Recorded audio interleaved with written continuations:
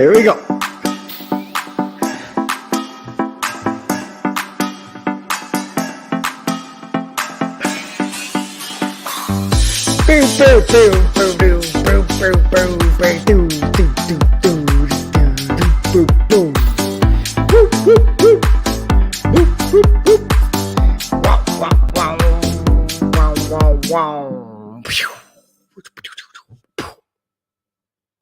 Hello, good evening, and welcome to Andy and Gav's Big Chat from the LFC Daytrippers. Only allowed on when we're on an international break, and yeah, it's an international break. It's started off really badly because Joe Gomez is fucked for the rest of the season by the looks of it. We're going to try to stay away from football as much as we can. We're going to have a little chat about Joe Gomez though, before we get into the random stuff. For people that are watching and don't know how this works, if you watched and do know how it works, deadly.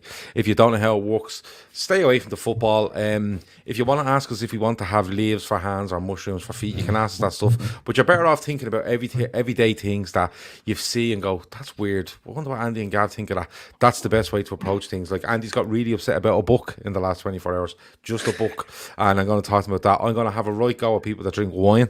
And there's loads of other stuff in between. I've had a conversation with Andy and another unnamed person today about tea bags, and I found out they're about wankers when it comes to tea bags. So it's going to be really good tonight. I better open my phone because I did take a list of this stuff during the day because I usually forget. I haven't done a tweet to say that we're live. Because look, if you're in here, and don't be minding them. Don't mind all the ball boys that are out on Twitter and aren't watching, right? So, first of all, Andy, Joe Gomez, very quickly, the lads have covered it brilliantly in a show from 8:30 to 9:30 there. But what's your feelings on this? We'd be grand, Gav. Me and you could play centre back for Liverpool for the rest of the season. We'd still win the league, so don't worry about it. Okay.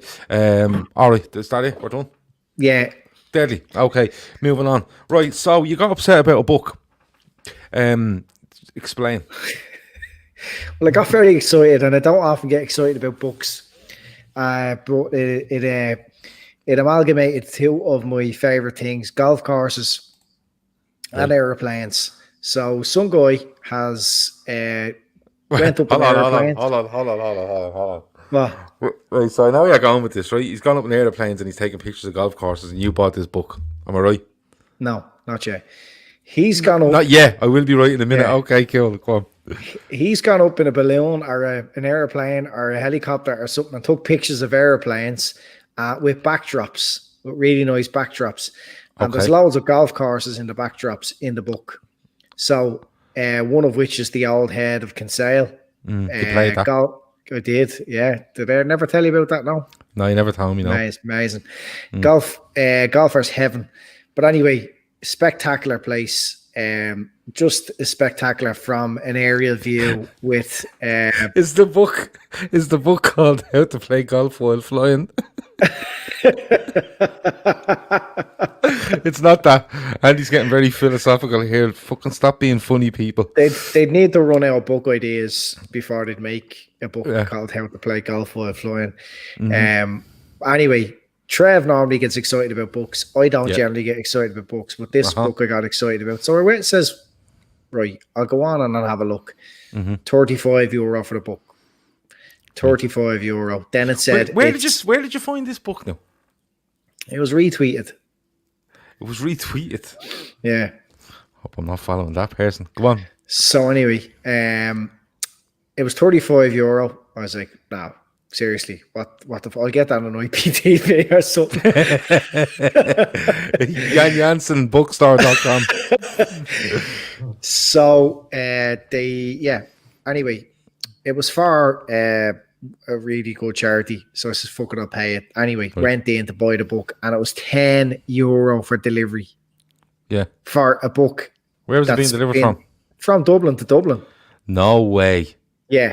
Okay. Now, I'm starting to understand your absolute anguish. If I just walked in off the street into the post office, they wouldn't charge me €10 to send that book for a start. No, they wouldn't know. They're a big company, big publishers and all that. They surely did have a contact at DHL or whoever, and that book should be free delivery especially if it's for charity as well.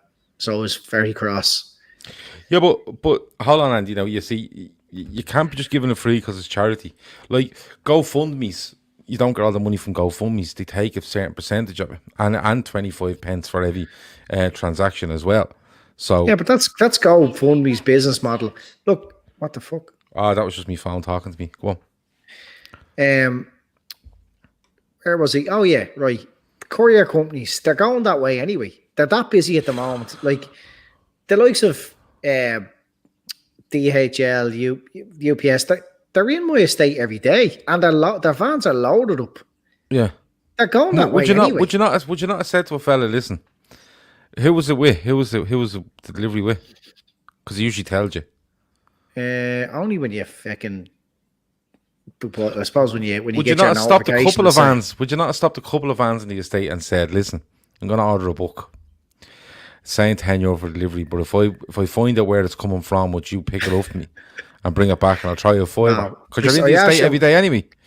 I asked your man can I get this in money in a bookstore, and he says there's one in Malahide. I'm not driving to Malahide. I says, is there anywhere south side? Didn't answer me. Doesn't want me to have the book. Don't read books on the south side. And I'm not gonna leave this fella alone till he blocks me. I'm gonna ask him what the story is. Who is the courier? Is this the fella that retweeted? Yeah, and I'm gonna ask him. I'm gonna ask him what courier company it is, and I'm gonna ring the courier company and I'll ask them, are they actually charging that company €10? I'm gonna get to the bottom of this. What you need to do is you need to sit yourself down, right? Forget courier companies and charities. Not. You need to sit yourself down and say, right, is this book and this charity worth €45? It's worth 35, but I'm not paying a tenner for delivery. I think they're pocketing. What's the charity? I think it's Peter McFerry Trust or something. I don't know. Right. It's a good one. It's a big popular one. Right. So would you not just pay the extra tenner now? Why? Because I don't think they're paying the courier company that. I'm gonna find out who the courier company is. I'm gonna find out. So this isn't about the book anymore. This is about you. Not. This is about you getting to the bottom of who the courier company is and why they're charging a tenner. That's the problem. You see, the courier companies are all over the place at the moment. They're flying around in vans. There's people I'll give you an example. The other day, the way the milkman drives along with his door open? Yeah. The courier man was doing that. That's how busy they've got in housing estates. Where would you ever had it? You do know how experienced the milkman is, judging by the amount of doors open on the van while it's moving. Would you agree? Well, I don't know. Like, depends on the van. Like years ago, you had a milk float. It's a transit van. Yeah. So now it's just the side door, no? No, I see way more than that, man. There's a milkman around my way. He has 2 side doors open, right? And like he delivers about 12 o'clock at night, 1 in the morning. I'm usually up. And they'd be out having a smoke and stuff like that. And I swear to God, this fella comes around with the 2 back doors open, the 2 side doors open, and the fucking driver's door open. He doesn't close anything. I'd say he gets into the van, right? He comes out of his gaff, right? And he says, it's only milk. It's not going to fucking go anywhere, right? He opens the back door, empty van, right? Before he even goes down to milk the cows, right? And he just opens the back doors, opens the 2 side doors, gets in the van, probably closes the driver's door on his way to work, but that's grand. But as soon as he hits the housing estates, driver's doors open. It means then it's so efficient. He's just literally driving and stopping and jumping. Do you know what I mean? It's the modern equivalent of the milk float, because you remember the milk float didn't have, windows or doors or anything like that. It was just a frame that just sat on. And it just buzzed along on a bleeding AAA battery or whatever it was. And that, trust me, the amount of doors you see open on a milk float while it's dry, or a milk van, will tell you how experienced that fella is. You want to see this. Do you ever notice they always run, milkmen? Yeah, they're always in a hurry, aren't they? There's no point. Like, you never see a postman running. Like, I'm wondering when they do. But I'm wondering when they do. A leaflets man running. Why do they run? No, the leaflets fellas are just out for a nice walk, aren't they? Yeah, they float around. But do you ever notice they have all of them seem to have runners that point up at the front? Is it from that amount of walking? Do you ever notice that? Yeah, I do. But the laces tied real tight, and they're, do you ever see those runners that you can get and they look flat, but the front of them point right up like that, like the first. I think that's if you pull the laces real tight. Yeah, but the first 30% of the runner, the sole of the runner, is never on the ground. Do you get me? So I don't know, but But anyway, the leaflet fella, yeah, he's never in a hurry. The bin men are just lethal at their job. Like, that's a fucking hard job. That's a hard, like, I don't mean in the sense of he's a bin man, it's a hard job. Like, there's a lot of physical work in that, especially if it's a family of 6 and they're lamping the stuff into the black bin so they don't have to, so they can get it clean this Wednesday for next week, you know what I mean? There's a lot of it, but the milkman always do run, yeah. Yeah, we only got a new milkman, and he could come on any hour. He actually, sometimes the milk's not even there in the morning, and sometimes it's 1 in the morning, and sometimes it's 6. And no matter what time of the day it is, or the morning or the night it is, he has the same run. I'll try and get one on the ring doorbell thing, but it's like he's doing a knick-knack every time. Right. Like, it's that like run out there. Big shaky shoulders run. Yeah. Like, he's in the van and gone, like, you know what I mean? You're only delivering milk. You're not, he's not after leaving a shit on your doorstep. Like, yeah, but you know what? They probably think if they kind of move that kind of way that they're being a bit quieter. Nah. Do you know what I mean? Yeah, like they wouldn't want to be wearing like a pair of loafers or anything. No, or clogs or something like that, or high heels. Depends what they're into. Do you know what I mean? But I wanted to talk to you when you mentioned milkmen there, and you said they're never in a hurry. There was something else. Oh yeah, I wanted to talk bin men. Yeah, they're in a hurry. Right. So bin men, it's the time of year now where you start budgeting for Christmas, and you know, one thing that I always kind of get nervous around Christmas, right? Because in case I'm in the gap when the milkmen arrive, you know the day before, you know the way the bin men. So you know the way the bin man arrives, right? I pay me milk online, right? My milkman just delivers me milk, and I pay him whatever £1 a week, right? It just comes out of my account. It's sound, but I kind of get nervous because I actually looked it up today, the bin schedule. Right, so they're collecting on the 22nd this year. I think that whatever day it is, mine's on a Wednesday, so it's being moved a day forward to the 22nd, I think, right? So I kind of get nervous this time of year, and the reason I do is because I hate being in the house. You know, when the bin man arrives on the week of Christmas to collect the bins, and he's pretending to do his job as now, but he's kind of giving you the side eye towards the door to see if we're coming out with a few quid for him. What way do you not try to... No. Do you not try to do that if you No way. All right, okay. Bin men are scumbags these days. Will you stop? They are. Years ago.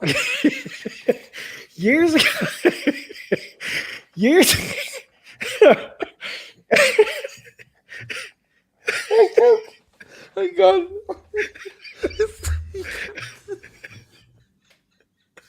You can't call them scumbags. They are. Years ago when they worked for the council, I definitely would have gave them a tip. Yeah. I'll tell you why, right? Yeah, I'll tell you why. Continue on. Right. I have often had to pay an extra couple of euro outside me the weight restriction. Outside me tariff because the bin was too heavy. Yeah. The bastards are weighing their fucking bins and grassing you up to the company. No, they're not. No, you see, you've gone way ahead of yourself there now. Hold on, I compose myself, right? They're not weighing fuck all. The truck is weighing it. The bin can't go onto the truck without being weighed. It's impossible. Right. It's a mechanism on the truck that what happens is the bin goes in, it's lifted, it's scanned. That's why you have all those stickers on the front of your bin, right? The bin is lifted. There's no stickers on my bin. Yeah, well, the bin is scanned. 100% the bin is scanned and lifted, and what happens is it's to automate the whole thing. So he's not there going, oh fucking way, that prick didn't give me any money. It's not like that. It's not the fella doing the job on the street you have the problem with. You know what I mean? You need to talk to Greyhound. Is it Greyhound up your way? There's all of them. Yeah. Right. All of them. Well, I don't know. I'm gonna have to think about it again. Well, actually, do you know what? They are scumbags because there was another. You can't say that. There was another incident there recently in the estate, and fellas came in during the night to rob catalytic converters from Toyota cars. Yeah, what's the story there? There's a big lump of metal in them or something you were telling me. Yeah, I don't know what it like. It's €1,200, I believe, to replace one of those things. Yeah, so but I believe whatever's in it is worth a few quid and weighs a lot. So there you go. Well, I thought they might have been exporting them to somewhere, and they getting someone's doing that over there, and then they're selling them. Ian Francis says he's a bin man. What the fuck are you saying? We better hope he's not my bin man. I'm fucked. Anyway, You're not getting a tip off Andy anyway. I'm crying here. Someone caught the scumbags robbing the catalytic converters. Yeah. And they were wearing, you know, that high vis overalls gear. Yeah, like you see a mechanic wearing. No, like you see a bin man wearing. Oh no, I do see some mechanics, mechanics wear the stuff. No, the one I'm thinking of, I've only seen the bin men wearing. I think they were bin men on their way to work, robbing a few catalytic converters. All right, okay, yeah. Yeah, Sure, well, listen, it looked like you're in most of the way. You might as well go all in here. Right, Do you know what I mean? there was right. How many lads are on the bin truck? 3 or 4? 4 probably, yeah. Yeah. So I thought it was a bit of a coincidence that 3 lads in bin men uniforms all together, all have the same gear in a car, are out just before the bin men start to work, 6:30 in the morning, robbing catalytic converters. Yeah. Okay. But I'd like to point out that this is Andy's opinion and not the opinion of the LFC Daytrippers as a whole, right? The disclaimer is in the show description anyway, but I'm telling you online because he's just called a whole race of people scumbags. A whole industry. Yeah, a whole industry, and there could be many races involved. But I said to Paddy about the fantasy football. Prove me wrong. So right. that's a challenge to all bin men out there. Prove me wrong. No, hold on. What do you want to do? So are you telling me you want? Well, I'm gonna. No, hold on.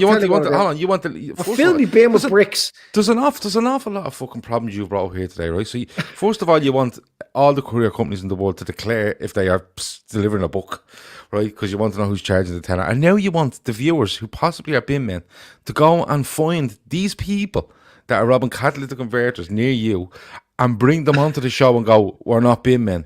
Like, this is not realistic, Andy. It's not realistic. Well, it's mad. It's absolutely mad. Can I ask you another question? Chris Black asked earlier, very early on, who out of the trippers would you like to have a meal with, and who would you avoid having a meal with for whatever reason? You have to give the reason. Well, I'd avoid having a meal with Joe Walsh. Would you? Yeah. Right. Is this because he likes well done steaks? No, because he take it to Joel's. Right. Okay. Yeah. Okay. Right. Enough said. All right. Just don't like Joel's.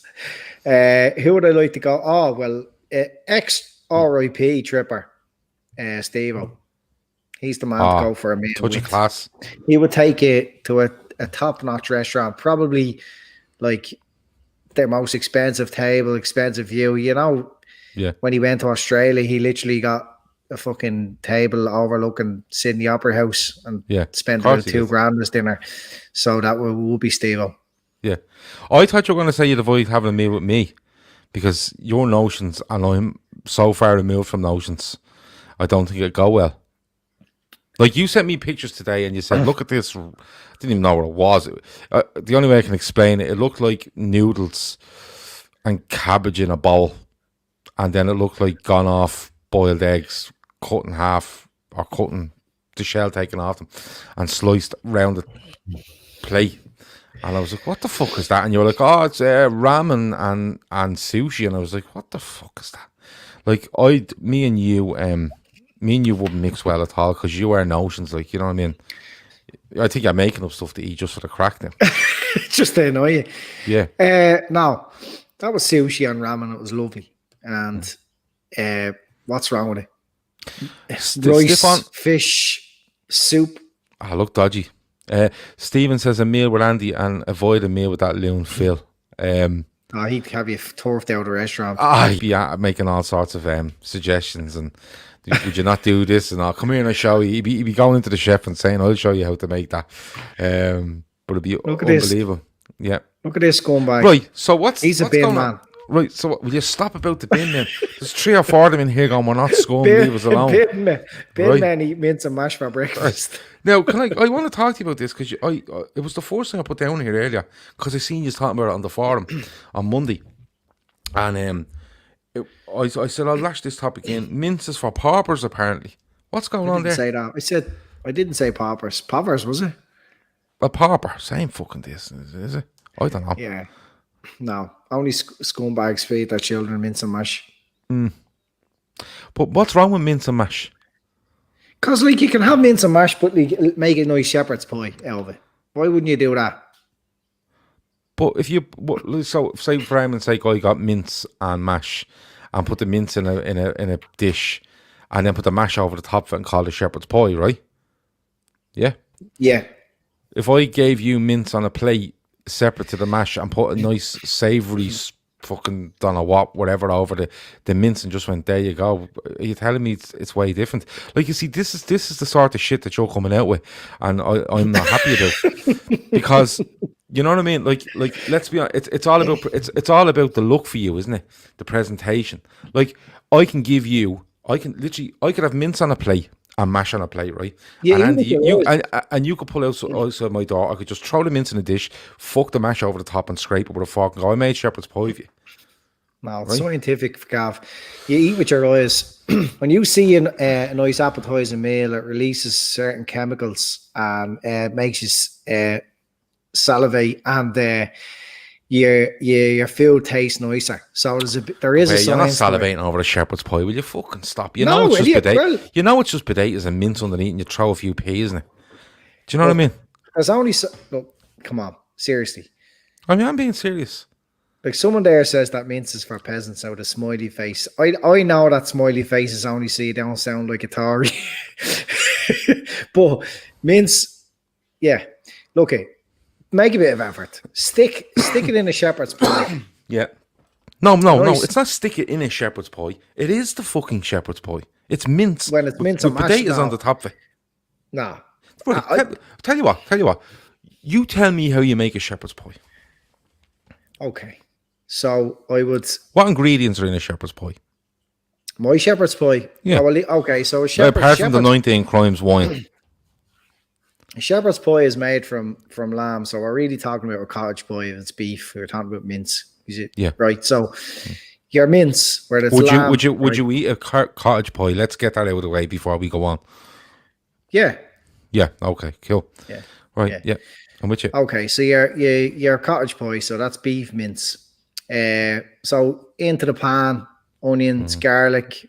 Your brown off your mince, bit of veg, whatever you like in it. Carrots, broccoli, greens, celery, you name it, into it. Right. Yeah. Some beef stock, fresh herbs, red wine, or if you don't have red wine, because nobody opens a bottle of red wine to put into a shepherd's pie. If you had a bit left over red wine, or else loads of Worcestershire sauce. Right. Nice bit of depth and flavour into it. And let it cook in the pan or the wok for ages. You know, so it comes nice and thick. None of your short like fucking powdery meal maker things. Right. Then bit of mash, and into your mash, plenty of butter, milk, cheese. Yeah. Onto the top and into the oven for a half an hour until it's, and make sure that you get the top of your mash nice and with the fork, a few shapes so it's spiky, and you get those little bit of a bite, a little bit of a crisp. Okay. And that's a nice shepherd's pie. Okay. So basically, it's just two elements to it. It's the mash and it's all the messing with the mince.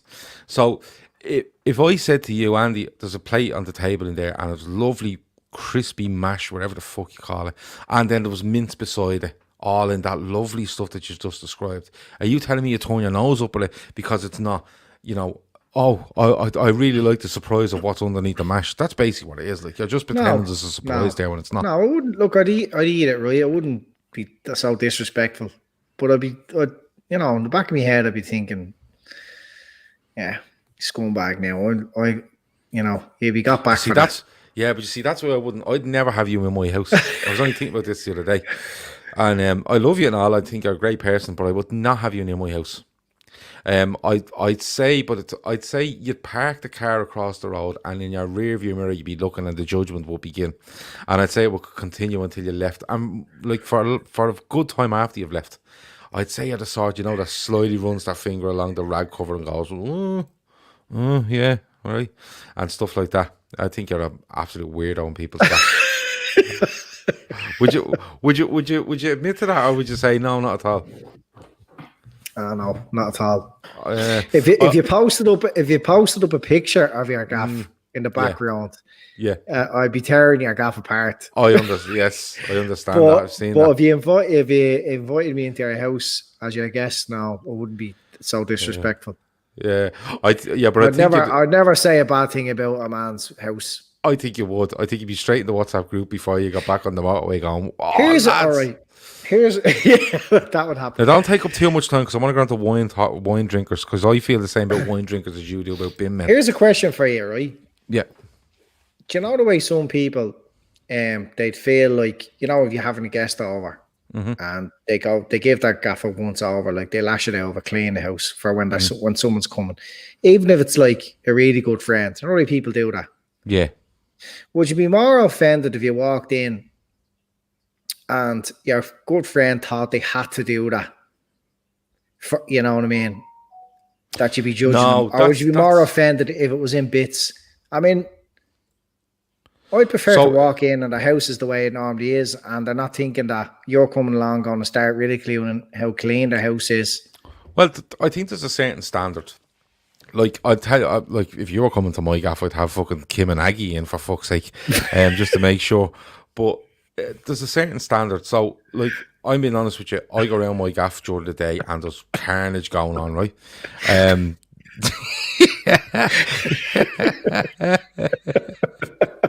Unbelievable. Fernanda Cheese says he likes to redecorate the downstairs toilets at parties. That was only once. But like in my gaff, it's carnage, right? I have a 10-month-old, I have a 7-year-old, 8-year-old now, and like he's all over the place, gaff, the stuff everywhere. She comes down. The thing about my daughter is she just, like she comes in, takes her runners off, whatever she feels like it, and off she goes. Right, leaves them here. I could go around the house during the day and find 6 pairs of shoes belonging to her. There'd be stuff everywhere. Now, don't get me wrong. If you said to me, "I'll be up in an hour," I would kind of go around and go, lads, this is fucking ridiculous. Like, the youngsters at the eating Rice Krispies and they're fucking everywhere. You know what I mean? Like, also, and you would go. And now, don't get me wrong. If you're in me gaff a couple of times ago, he's used to me house. You know what I mean? He's used to me house. And that's it, you know what I mean? And you just get on with it. But I know where you're coming from. Like, I wouldn't like to think someone's scrubbing that gaff because I'm turning up. Is Veranda Cheese a friend of yours? Yeah, okay, good. I'm liking it. He says twice you've done that. You can remember the 21st. So there you go. But the 21st is a lot worse. But with cleaning your gaff, yeah, you keep it tidy. But like, I'm going to be honest with you, Andy. But action in my kitchen from 6:30 in the morning till fucking 9 o'clock at night, and there's kids involved, there's fucking friends in the door, there's all sorts. Now you're not supposed to at the moment. I hope you're not breaking all them rules. Don't be minding them fucking rules, lot of you bollocks. But do you know what I mean? Like, people go in and out, and then I have a big thing about keeping counter space clean. So I'm always cleaning that. I'm always, if you leave a cup down for more than 5 minutes, I put it in the dishwasher. Do you know what I mean? But I will say, like, it usually comes about 9 o'clock at night, and I'll go, myself and the wife will go around the place, tidy up, sweep, fucking do all that. But if you catch us at the wrong time, you could walk into this gaff and go, this is like a lepo. You know what I mean? Would your grout be dirty on your tiles? No, that's a level of dirt that's not acceptable at all. Do you know what I mean? That's not. You just know that didn't happen that day. I'm talking about just, like, I'm looking at my sitting room now, right? I could turn the camera around, but I'm not going to. But I'm looking here, right? There's a glass on the floor, there's a cup on the floor, there's a hairdryer on the floor, there's earphones on the bleeding, on the sofa, the cushions are all over the gaff, there's loads of balloons for my daughter, there's Bertie, there's stuff everywhere, right? But I know before I go to bed, I just go bang, bang, bang, 5 minutes and I leave. Do you know what I mean? That's just a thing. But no, I know what you're coming from, scrubbing people's gaffs. Is a bit mad if your mates come out. James Doherty says Andy cleans the doorknobs after any fingerprints goes on them from any guests, and that's not just because of COVID. Andy, can I ask you a question? This is about wine drinkers, right? Right. So, would you wear different clothes to the pub if you were going for if you're going to the pub, right? Say you and your wife are going to the pub, and you said, get dressed, put your leather jacket on, you know yourself, and you're going down, so looking forward to a few points now, right? That's grand, right? Would you change? Would you wear something different if you're going, I have a glass of wine tonight? Would you wear something different? No. I think you would. Why? I just do. I think if people are in the mindset of drinking wine, they wear something different. No, we generally wouldn't drink wine outside the house unless it was in a meal setting. Yeah. Like, I wouldn't be going to the pub and ordering wine and sitting there. No way. Yeah. Adidas tracksuits on your finest red, please, says Stephen Sheridan. Stephen Max says, I thought Andy was the weird one, and now I find out Gav is in the same gang.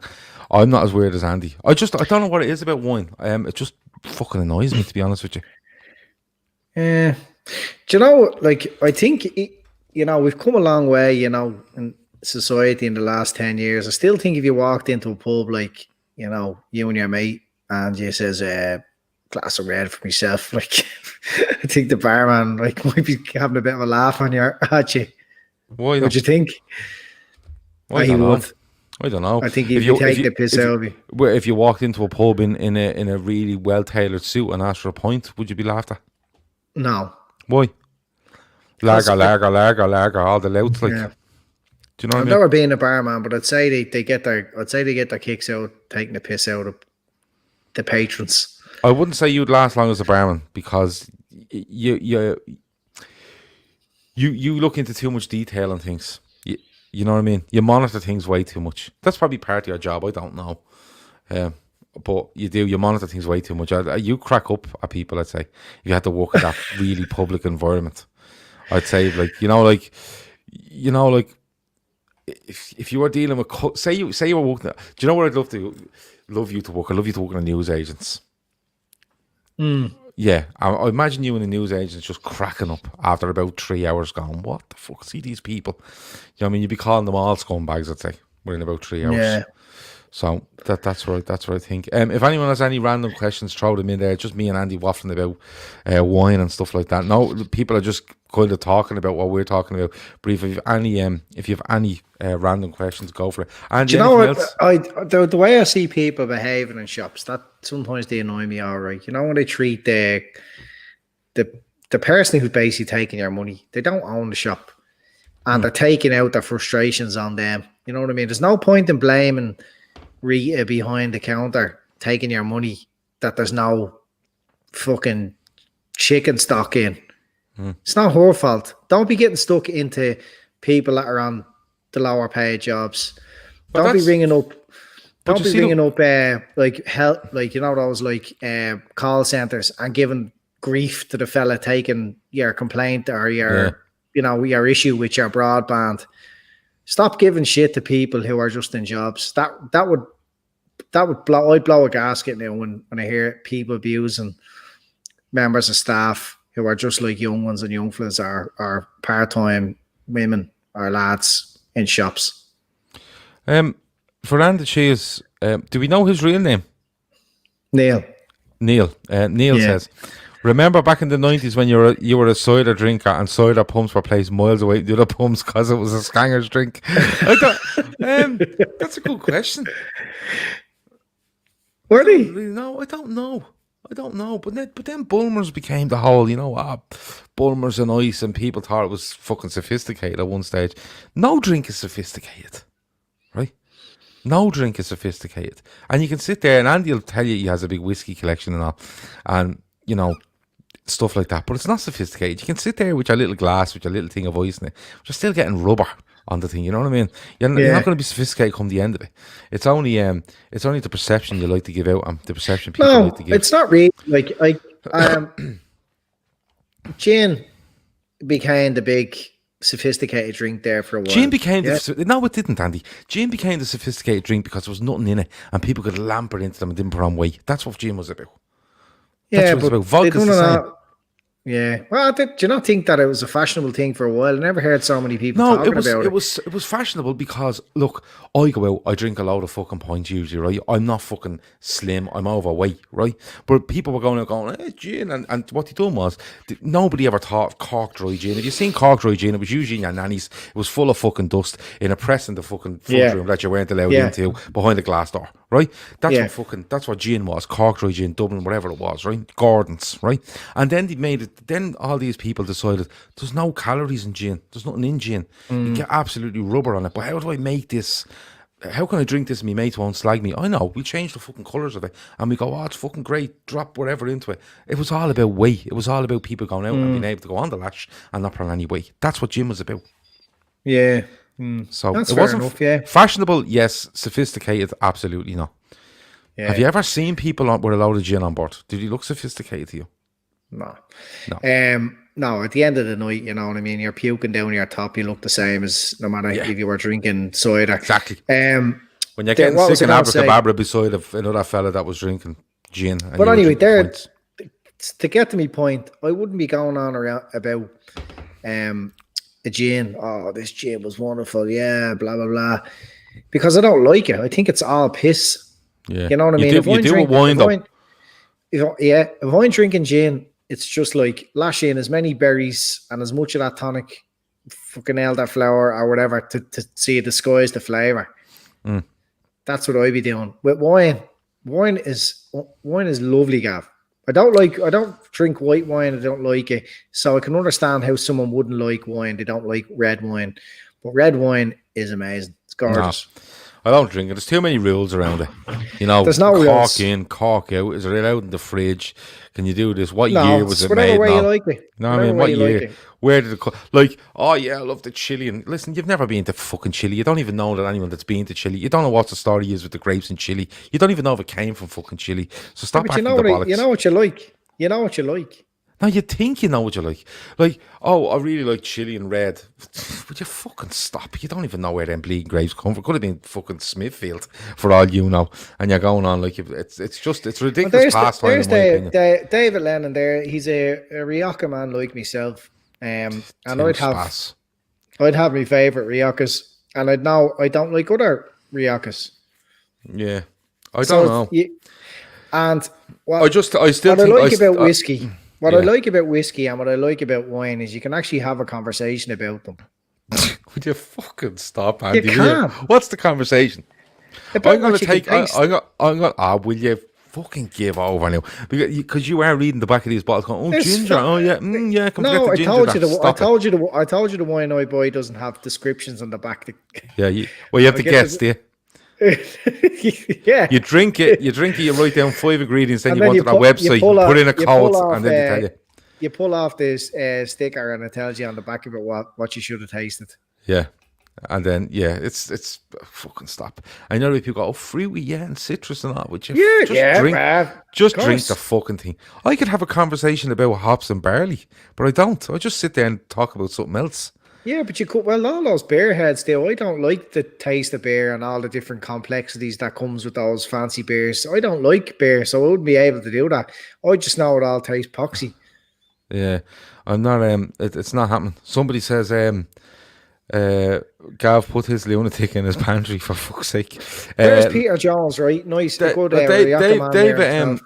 David Lennon says, he's laughing at Laura for slagging Gav. I can't see what the slagging is, but I'd love to see it. Let me see. Peter Jones. I know it is. Peter Jones, go on. He's on the Campo di Viaggio there tonight. That's a nice Rioja. The reserve is nice. It's got a pink kind of label on it, I think. Yeah. But the one with the yellow good label, year for the grape, was it? One, is not nice. It's totally different. That's one Rioja I don't like. But the one with the pink, the reserve is beautiful. Right. Cody Nelson says, what's the best Liverpool book in your guys' opinion? There's loads of them. The one I read the other week was brilliant by The Athletic. It was different. It was stories from the actual time.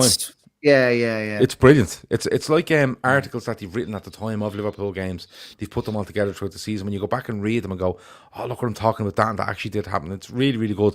One I would look for up is by Phil Scraton, who was, of course, involved in Hillsborough, and the whole everything around it. He has a book, and the name of it's gone out of my head. I'm presuming it has Hillsborough in the title, but it's one I read not too long ago. I just can't get the name of it into my head.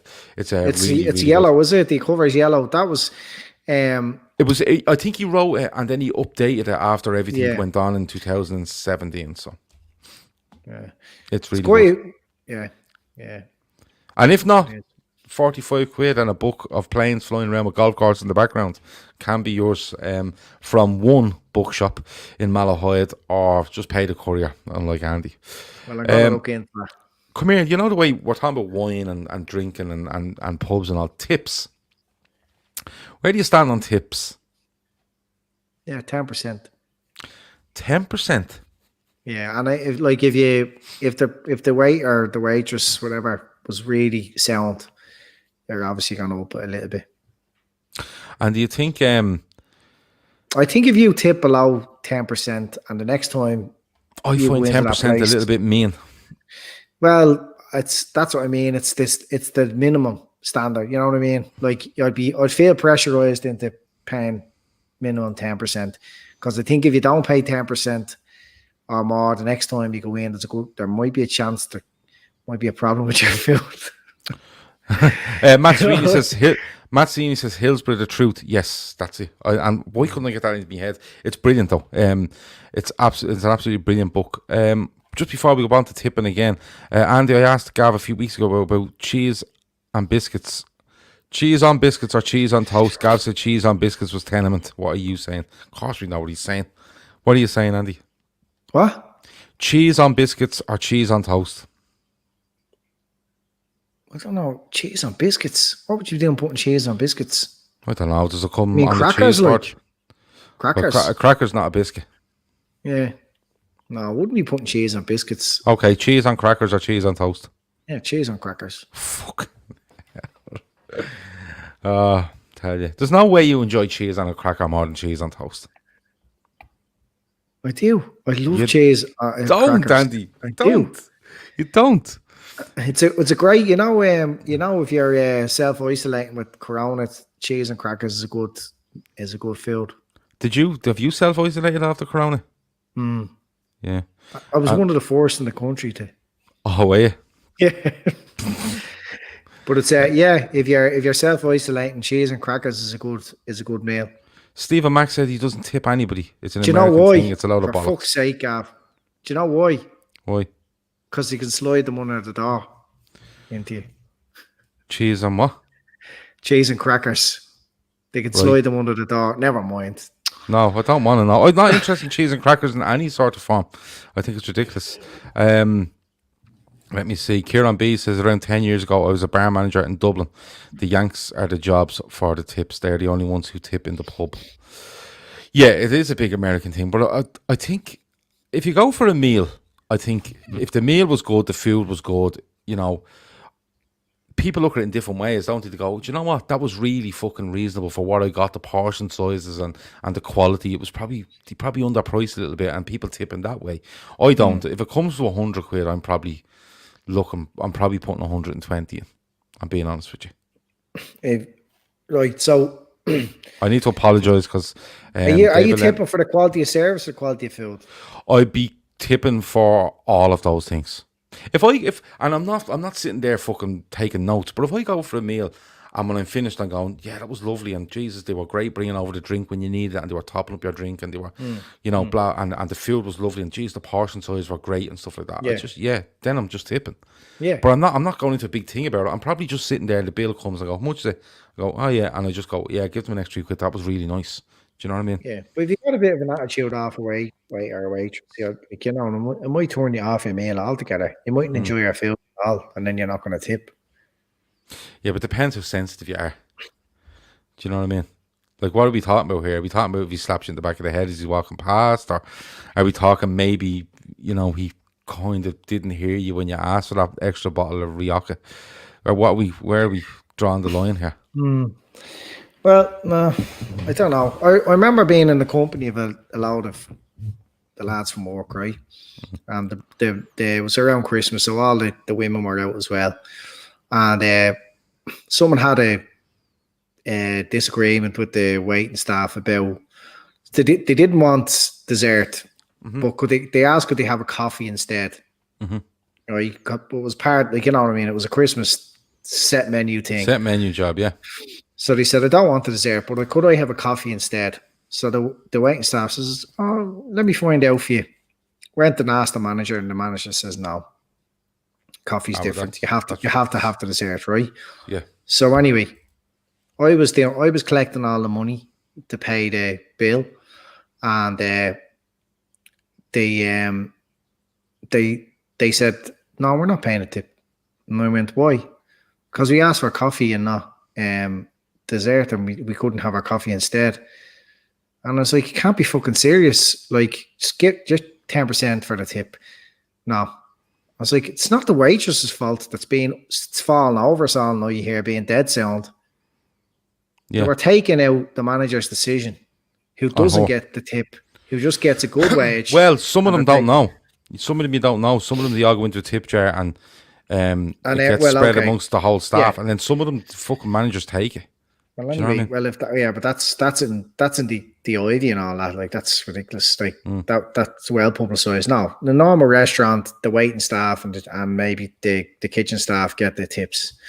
The manager wouldn't normally get the tips. What's the manager doing? Manager's on good money. So in that case, no, don't be taking it out on the waiting staff. The tips are always, think of the waiters and the shit they have to put up with and how hard they have to work. Yeah. Oh, it's not even, I don't even go down that route. I just go, yeah, that was really nice. And it's not a case of, I don't think of them personally, if that makes sense. I don't kind of go, oh, I wonder what the story is with him. I wonder, don't do that. I just go, that was Do you ever notice on your holidays, the waiting staff are much better. They're dead sound. Yeah, especially when you have kids with you and all that, like they're great. Yeah, I bet you. What were you like in Lanzarote when you went that time? Lanzarote. Yeah, you love Lanzarote, don't you? No, I won't be ever going back there again. Kieran B says you lived in New York. You tipped the barman the whole time at Standard. When I was in New York, it was like you buy 2 drinks. And they were buying you the third one for free. It was amazing. You're just sitting there going 2 points, and then he was buying you one back. Tuna on toast, absolutely disgusting. Tuna on toast, Andy. No, not having that. You? No. Do you know in New York, like you have to tip her everything. I remember being in New York. Right, it was first time I was in America, so I was a bit taken back by the whole tipping culture, but. Literally all this fella did in the hotel was wave me a taxi down, right? Yeah. And then he stood there with his hand open for his tip, right? And I said, so I opened my wallet, and the smallest I had was $10. I'm not giving $10 to wave me down. The fucking taxi to the airport's going to be $10. So I says, I've only got $10. I'm not giving you that. And he says, that's okay, I have change. So they literally have pockets of change to fucking... You know what I mean? That's, yeah. Yeah. Barry Devaney says, tip plenty in Vegas. Anyway, get doubles and drinks that way. Drinks are free in the casinos in Vegas. Yeah. Just go in and play the slots. You just get single drinks for free. Well, the thing is, like, I remember being in Vegas. Tip the dealer, and he might get the waiting staff over more regular. We were over there, and we had, it was 4 of us. We had to be out meal stuff. Came back through the casino, and we all threw 20 quid each into the fucking slot machines with the handles on them. Whatever you call them. And we were just playing away. And the girl came over to want a drink. Yeah, got a drink, and we were going and going and going. And we were giving her. Now, in fairness, she was going out and getting a drink. I think we were giving her $10 every time she came back. Anyway. Do you know that kind of way? But of course, it was good for us, $10 for 4 drinks. It was good for her. She's getting $10 every time she turned up. But at the end of the night, she said, my shift is finishing. Do you want something before I go? And she was like, whatever you want. You know what I mean? So it was like, there was, yeah, can I have like a double vodka and a thing? Yeah, no problem. Like whatever it was. Fat frogs all around, missus. Let me see. So the tip thing, it's whatever you want to do, but you could probably say there's not a right or wrong way. Will O'Moran says, Gav, how much is it now for a season ticket to Anfield? Between 800 and 1,000. 1,000, yeah, I would have thought so. A little bit more in parts of the ground now. So between 800 and probably 1,100, 1,200 would it be? I don't know. You wouldn't be paying. The cop is about 900, is it? No. I think the cop is the cheapest, 810 or something That's like what I that. just said. About 800. Did you not say 900? 900? No, I said 900. All right. Yeah, I thought it was in around that. The cop. The 850 for the Kenny, 800 for the cop. There you go. Yeah, it's not. I don't know why that question's come in. Maybe when I was looking up. It is good. There you go. Andy, are you wearing your mask while you're out, or have you seen any of these anti-mask, anti-vaccine people? See, you know what? I don't know. My experience, people are pretty cool with their masks. There was only, when they're picking the kids up from school, like you have to wear the mask in the yard. Like there was a few looking for attention there for a while now in the school to put manners on them. Parents are talking about not wearing their masks in the yard. But in general, I find people are wearing them. But online, you get some amount of fucking, going talking about comments dominated by these lunatics. What's the story with that? How can you find such a following of anti-maskers in one thread? I don't know. It's dominated by the majority, like on Facebook, the comments on Twitter. Like I've seen there today, you go into a comment thinking you're going to find a lot of funny comments taking the piss out of the original poster, but it's all guys agreeing with them about the vaccine and about vaccines you can have your own view on. Like that's fair. Oh enough, yeah, it's a different debate. I'm talking about anti-vaxxers though, like who still refuse to take vaccines that are proven. Right, so you were talking about the I don't know, the flu jab, polio, whatever. I don't fucking know. You can tell an anti-vaxxer when they're talking about how they're talking about the COVID vaccine coming out. Yeah, you can tell that they're experienced, let's say, in their anti-vaccine demonstrating. But on all the comments about they're only trying to control. There was someone on Twitter today saying that the reason so the Premier League clubs, the FA, they're going to have a thing. Part of their plan is to ensure that people coming to the grounds are vaccinated. I'm not sure they can do that, but anyway, that's the talk. And somehow somebody interpreted that as FSG, as Liverpool, as the club playing a part in trying to control us. Yeah. So basically they're saying if you get vaccinated, it can go onto your health passport and you can supply that to the club, who can then say you are vaccinated against this, you can come into the ground. And it means if you get everyone doing that, it means that you can get everyone into the ground and fill the ground. If not, but people are coming and going, no, they're just trying to control you. They're making you take the vaccine to go and watch football. No, they're not. There's people out there that they think that they're microchipping you. Yeah, but it's like the 5G. The 5G masks were the best, weren't they? The people genuinely thought that COVID was started in China, so NTL could lash a load of 5G masks up on the Malahide Road, which is amazing stuff. But the anti-mask, there's loads of things that annoy me about this. Like the anti-mask thing, I don't understand why you can't put it on. And people saying like, don't get me wrong, if you have severe asthma and putting that over your face is fucking horrendous for you, that's absolutely fine. But I've heard people going... But you can put a shield over your face. Yeah, you can. But I've heard people saying, severe distress. I'm sorry, but you putting a mask on your face or a visor doesn't cause you fucking severe distress. I don't care what anyone says. Certainly not one of those clear... Do you see some of those viruses you can get now? Like, they're just like wearing a pair of glasses with a bit of fucking plastic hanging down over your mouth. But what annoys me is, right... And there's so many things that annoy me, like the golf courses thing. I don't think I'll ever get over, right? But then I look and I go, don't travel within 5 kilometers to your house or whatever it is, right? Now I'm going to be honest. I left me 5 kilometers today. I had to go a bit further because I needed some equipment for doing this podcast, right? Don't make the eyes at me. I don't really care. That's essential. It was essential for my job. So genuinely, it was essential for my job. I couldn't do my job today without it. But what annoys me is that, we'll fine you if you're found in your car and you're outside the 5K and it turns out you're just acting the maggot, right? But then you see all these people in town walking around at protests or so-called protests, and they're like, they're against all this, and they're standing there fucking spitting all over each other and all sort of getting on the Lewis and, you know, slagging people off for having masks and all. I can't understand why the police aren't all over that. So that sort of stuff annoys me. But I don't understand why you can't just wear a mask. Just do it. It's not going to make a fucking difference to your life. Just do it. Do you know what I mean? I think the police don't get involved in that. It's just because it's going to create more problems than just let them pass by, let them do their shy. You know what I mean? I think by getting a lot of police involved, you might be playing into their hands slightly and creating.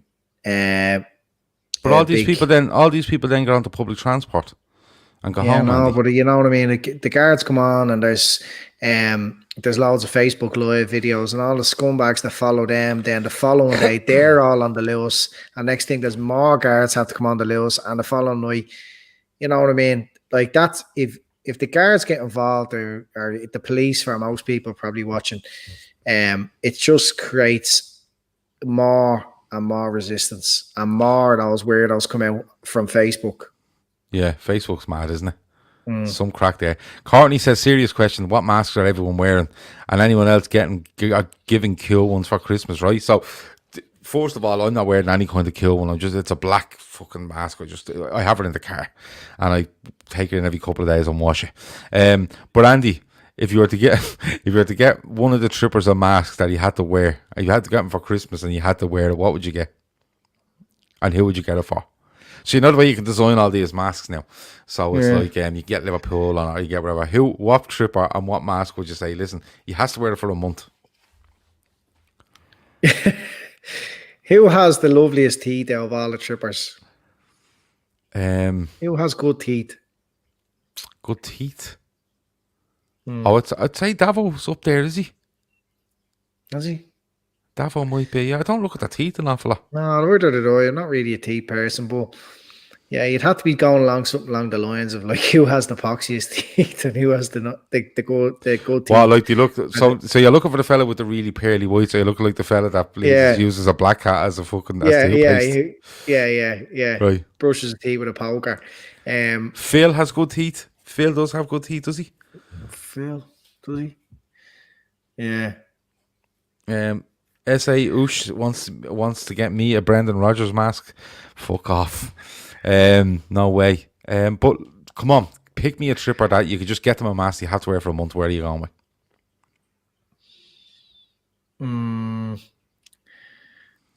I don't know. I'm reading the comments here and laughing. I can't even read them out.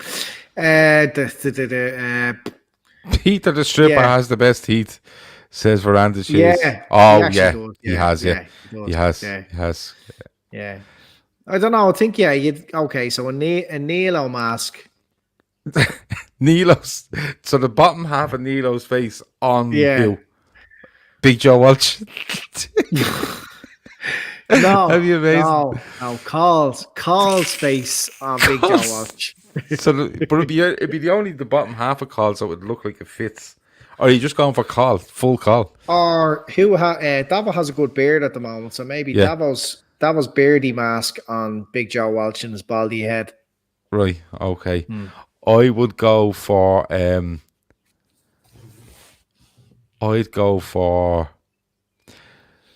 do you remember Arthur Daly in Minder? Mm-hmm. Yeah, and he used to smoke the cigar. Yeah. Yeah, I'd have that on Grizz.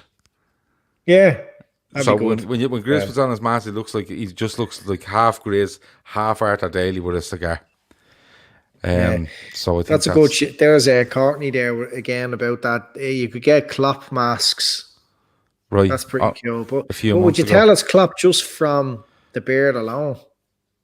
I don't know. Stephen Max says Phil gets COVID unlike 80. Phil on COVID is amazing, and politics at the moment. He's mad into it.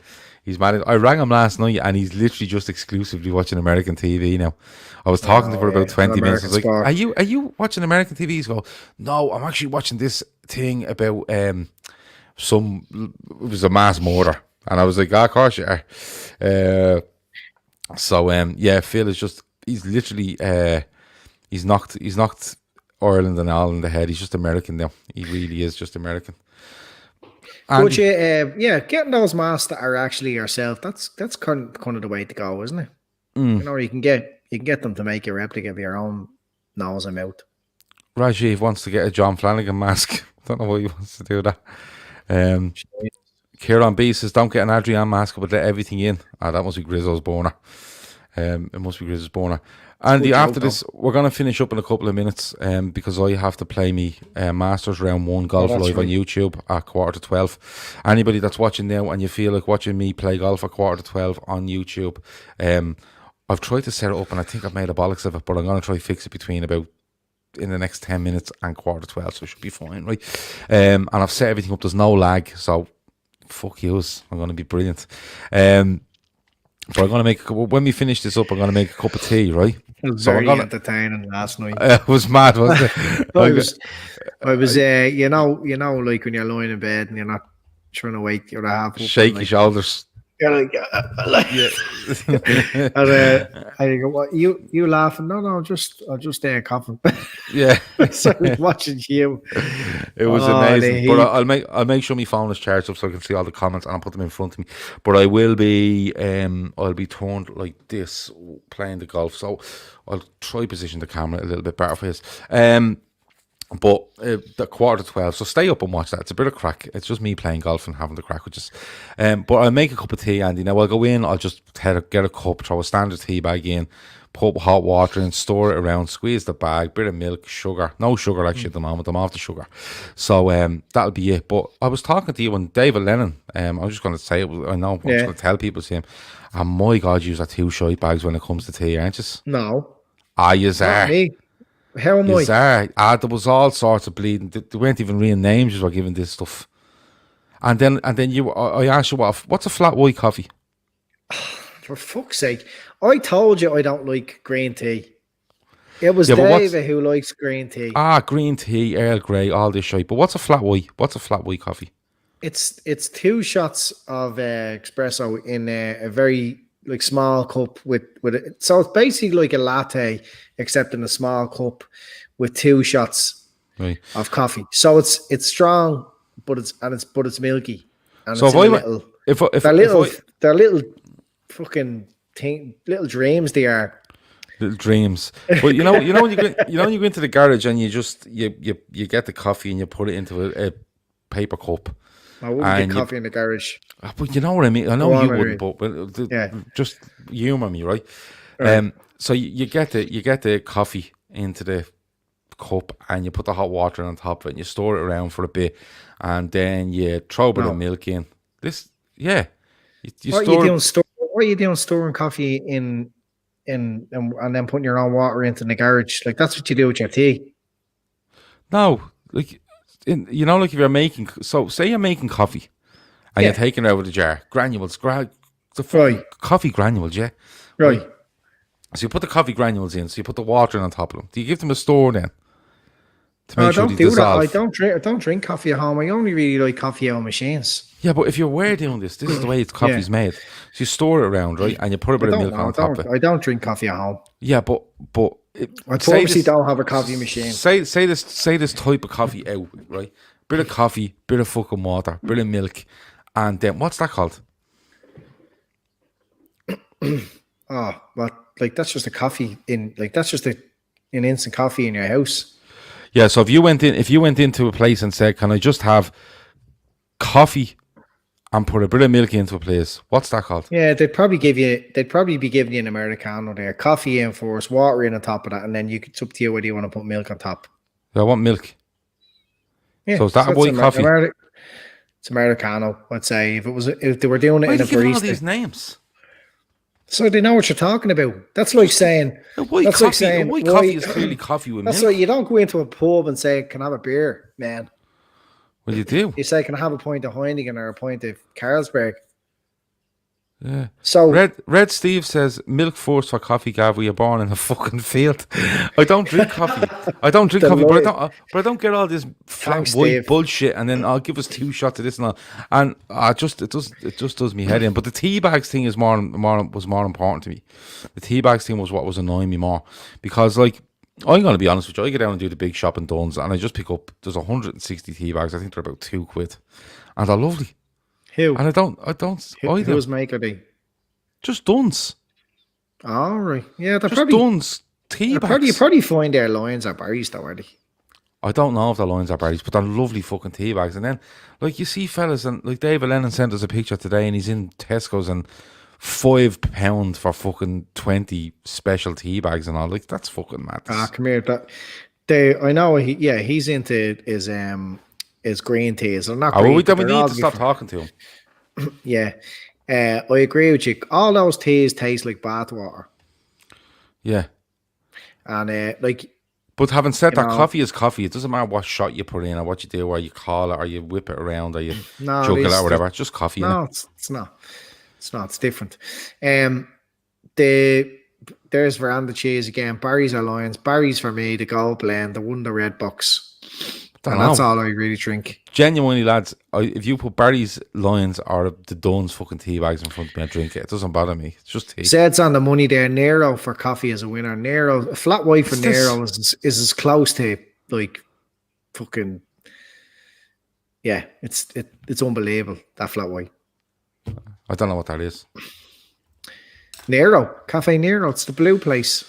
Blue with black writing. Don't know. Lovely. It's the likes of Starbucks and what's that? Costa. I don't like them. Actually, Costa pissed me off something terrible.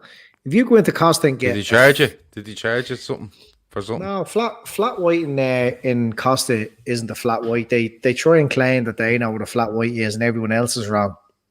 You have to ask for a quadrado, I think it is, to get a flat white. Yeah. Oh, this is getting stupid. Come here, you said to me earlier, porridge, and well, I'm not going into vegans because we both agree on vegans. But porridge and you had green tea there as well. What's the story with porridge? You know the way you go through phases of eating porridge in the mornings? Nope. Okay, fair enough. Well, anyway, I find if you haven't had porridge in ages, you get stuck into it again. It's amazing. But then, like, after a few weeks of eating porridge every day, you're sick of it, like, you know, and you can't get back into it for ages. But it's really good. If you start the day off with a bowl of grill, you know, it's what do you now you're saying that. What do you put into it? Berries and Manuka honey. So porridge isn't nice, really. It's all the shit you throw into it to make it palatable, I suppose. Yeah, no, I wouldn't drink it just that. I wouldn't eat it just on its own. So into the pot with your porridge oats, half milk, half water. In the pot? Yeah. Not just pour a bit of water and fucking in the microwave, no? No. Oh, for fuck's sake, Gav. Much nicer. Into your porridge before, like, as it's, you know, as you just start storing it. Some cinnamon, maybe. Cinnamon's nice. Some berries, strawberries, bit of apples, nice. And then Manuka honey and a little bit of banana on top. It's an unbelievable way to start the day. Don't be hungry, like, you know.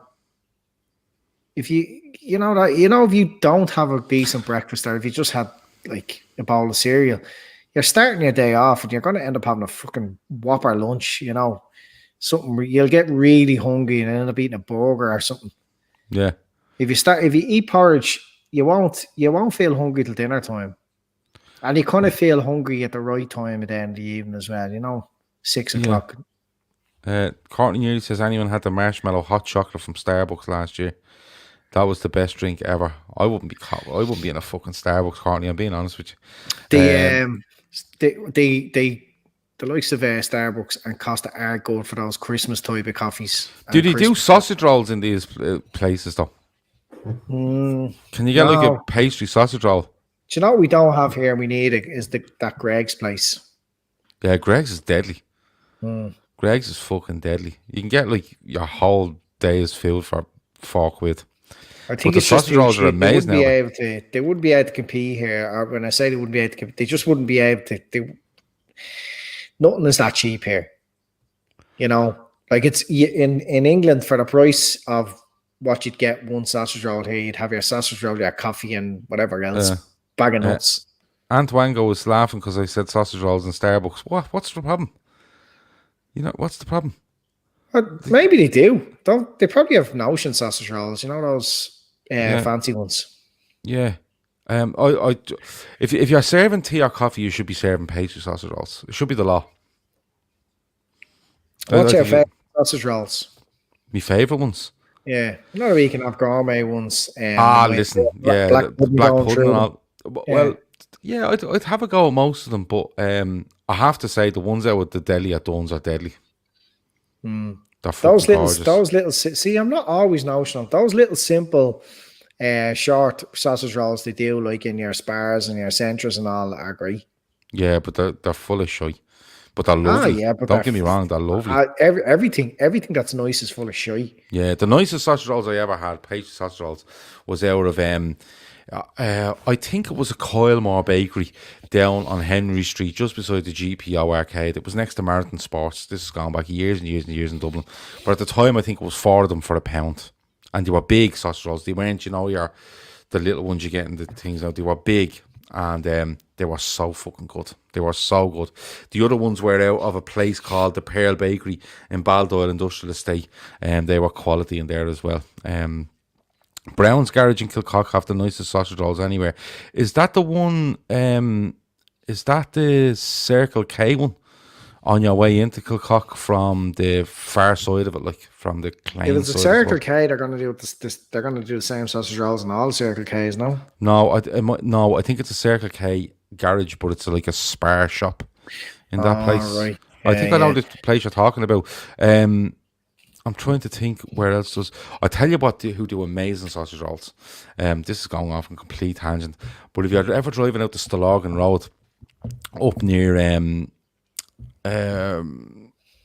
not Carrisford Avenue, between Booterstown Avenue and Mount Marion Avenue, there's a apple green on your left hand side. But when you go in, they have all the sausage rolls like on this in this glass case.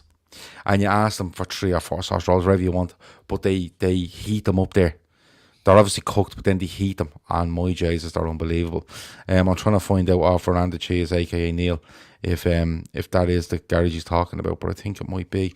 My young fella loves the sausage rolls from Avoca, but I think they're a bit too greasy. They're they're full on Ocean sausage rolls, but they're that's sometimes with Avoca, they try too hard. Can I ask you one thing before we go? Because I do have to go, because I have to set this other thing up in the next half an hour. But can I ask you something? What's the crack, right, when you go into a shop and you say, can I have, say for example, sausages, bacon, whatever you want on your breakfast roll or hot chicken roll? What's the crack with them just automatically feeling that they're right to fucking cut it in half? Most of the time you say, do you want that cut in half? No, that's something that was brought in. That you never got your breakfast roll cut in half, Andy. This I don't know when this came in or where it came in, but I'm telling you, if I got a breakfast roll and what was left without cutting half, I'd be come on, like seriously. Why? Because you're obviously going to drop parts out of your breakfast rolls. Do you think so? Yeah. Do you know what wrecks me head? Right. Imagine working in the deli. That is your line of work. That is your area of expertise. You are, the fucking chap at making a wrap, making a roll, and even at this stage, you still get people packing your roll if you go into a deli like wrong. You know what I mean? Yeah. Like that they just somehow they think it's okay to just put the grated cheese in last, say, and it's sitting up on the top, like it's not in the fucking roll. Like how hard would it be to get all the contents actually inside the roll? Press it down with a knife or something.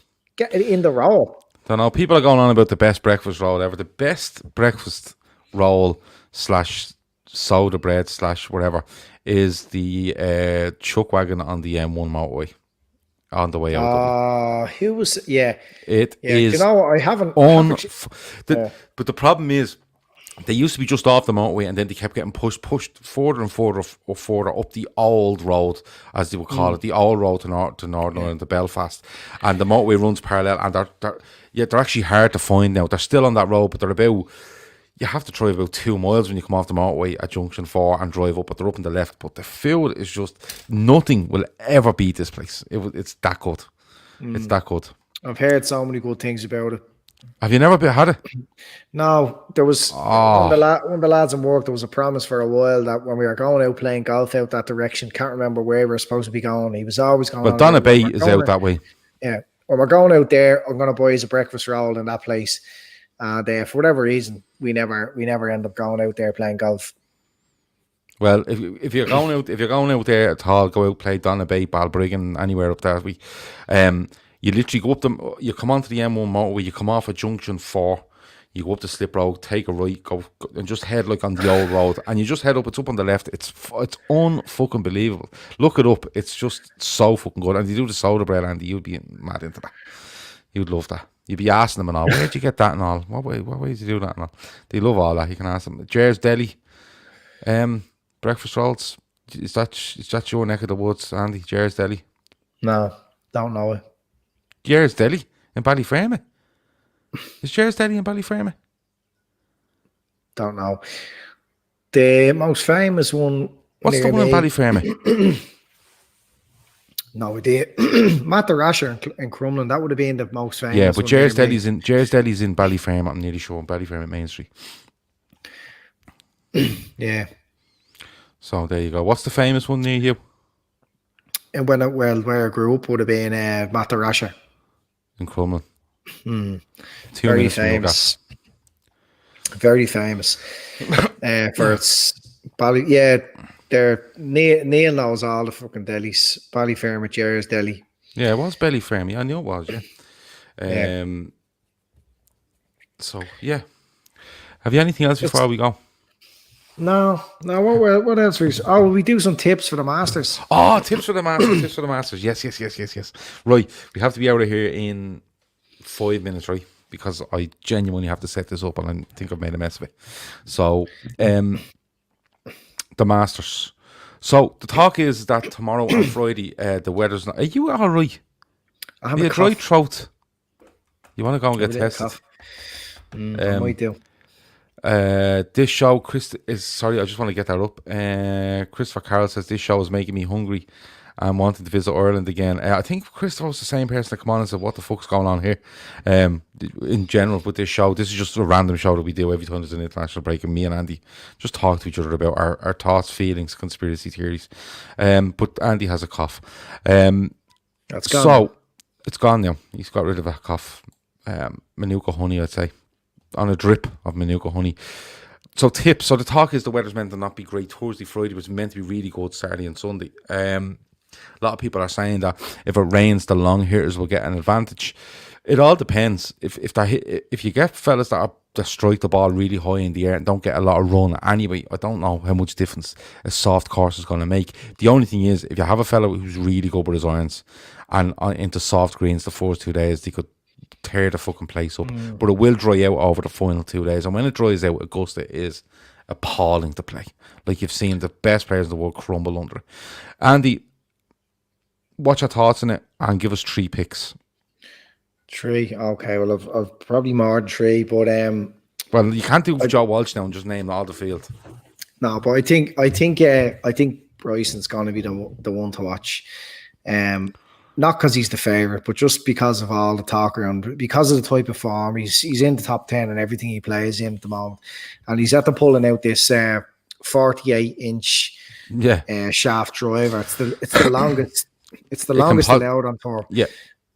Nobody ever plays with one, and he's out there finding a shaft that he can control, and he reckons it can go something like 5 miles per hour faster at swing speed, which is probably going to roll out something like 15, 20 or more yards.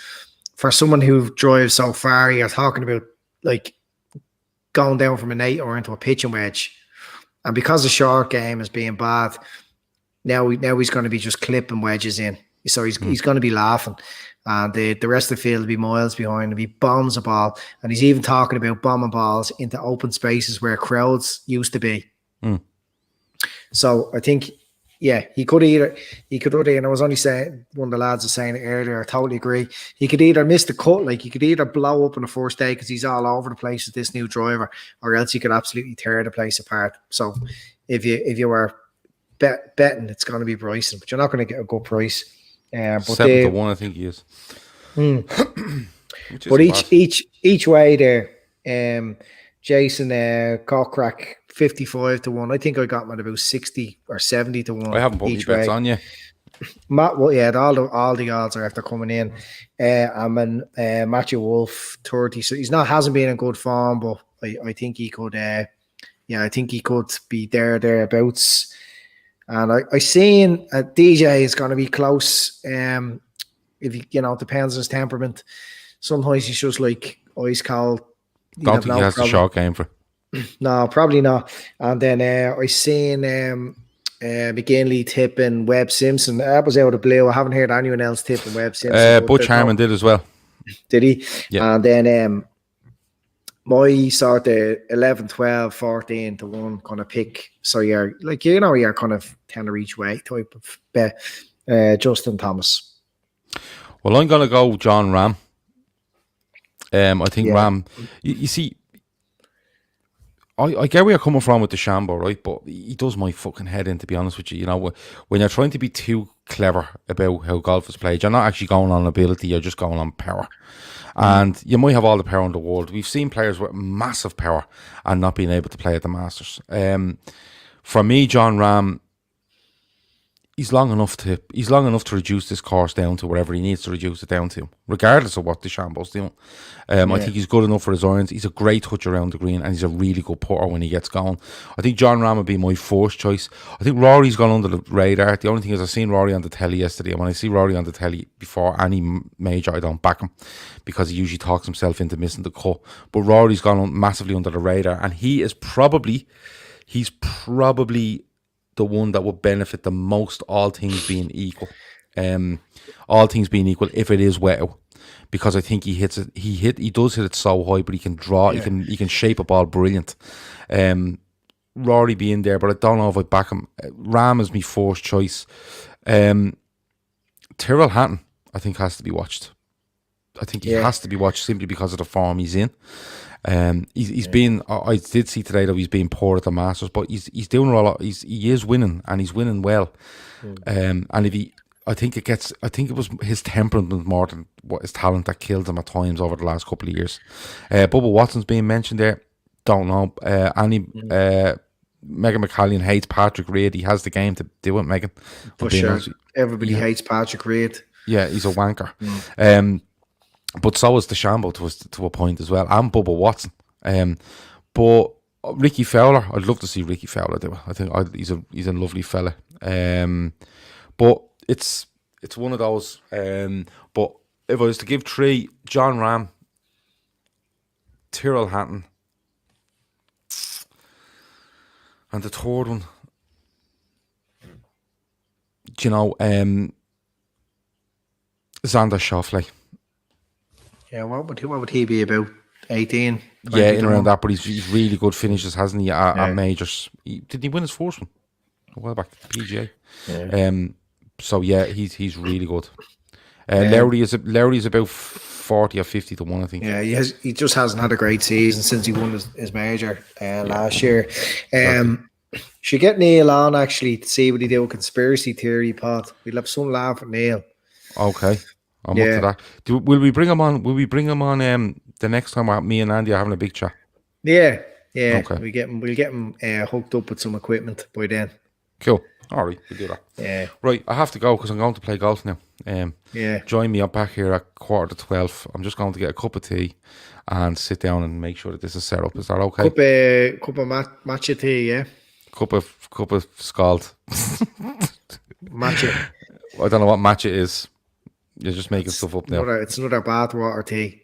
Ah, no. They're like, they're like those things you drop in the fucking bath bombs. Into your toilet cistern.